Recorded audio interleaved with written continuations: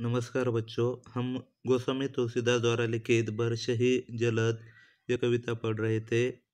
यह कविता रामचरितमानस की का ही अंश है। इसमें जो चौपाई है, इस चौपाई की यह पंक्तियां हम देखेंगे जो इस प्रकार है। शशि संपन्न सोह मही कैसी, उपकारी के संपत्ति जैसी। निशितम घन खद्योत बिराजा, जनोदम्भिन्न कर मिला समाजा।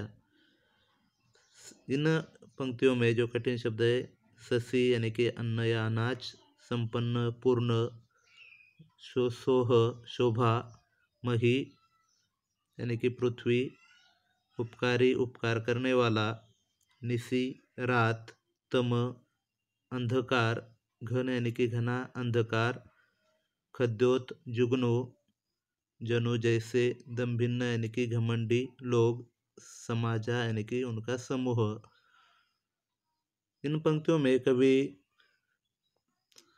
कवि तुलसीदास कहते हैं कि अनाज से संपूर्ण जो लहलहाती हुई हरी भरी जो खेती या जो पृथ्वी है, वह इस प्रकार शोभायमान हो रही है, शोभायमान या सुंदर दिखाई दे रही है, जैसे उपकार करने वाले जो व्यक्ति होते हैं, उपकारी जो होते हैं, वह व्यक्ति शोभायमान होते हैं। उपकारी के संपत्ति जैसे, या उपकारी जो लोग होते हैं अपनी संपत्ति से शोभायमान होते हैं, मशहूर होते हैं।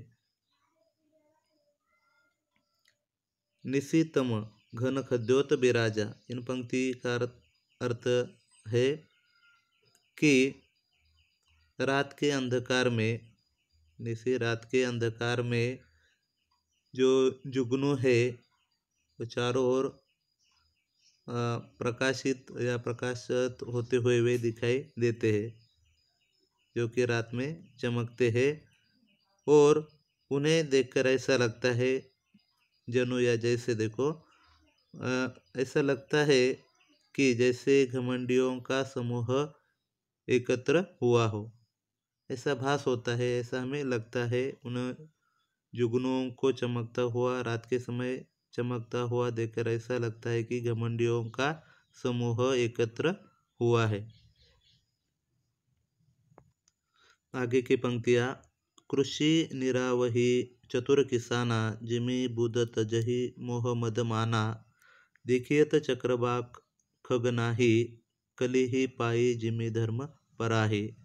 इन पंक्तियों में कठिन शब्द कृषि, खेती, निरावही यानी कि निराना, फसल से समझो क्या है, घास, अनावश्यक घास जो है उसे निकाल फेंकना, चतुर चालाक, जिम्मी जैसे, बुध यानी कि विद्वान, तजही त्यागना या छोड़ना, मोह या लालच, मद घमंड, मान यानी कि सम्मान, मान सम्मान, चक्रबाग खग, खग यानी कि पक्षी, चक्रबाग नाम का पक्षी, कलही यानी कि कलयुग, पाई यानी कि पाना, पराही यानी कि पलायन करना, भाग जाना। तो इन पंक्तियों में कवि तुलसीदास जी कहते हैं कि जो किसान जो है कि चतुर किसान अपने फसलों की निराई करते हैं या अपने फसलों से अनावश्यक घास को निकाल फेंकते हैं, जिससे फसल अच्छी आए,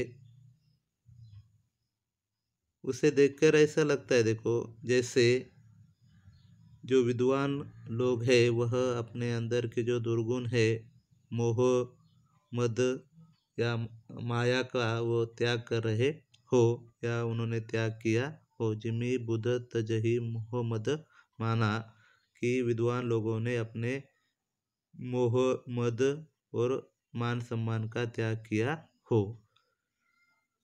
आगे, देखियत चक्रवाक, या वर्षा के दिनों में, बारिश के दिनों में चक्रवाक पक्षी हमें देखने पर भी कहीं दिखाई नहीं दे रहा है या दिखाई नहीं देते। इससे ऐसा लगता है जैसे कलयुग में धर्म पलायन कर गया हो।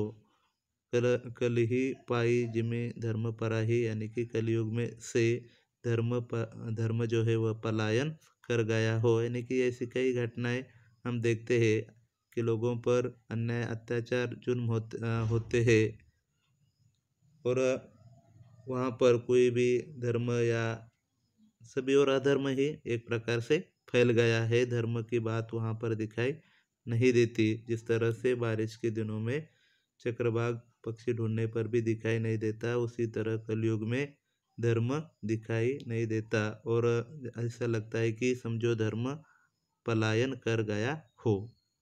तो इन पंक्तियों का अर्थ आप ठीक से शब्दार्थ समझो, अर्थ समझ लो।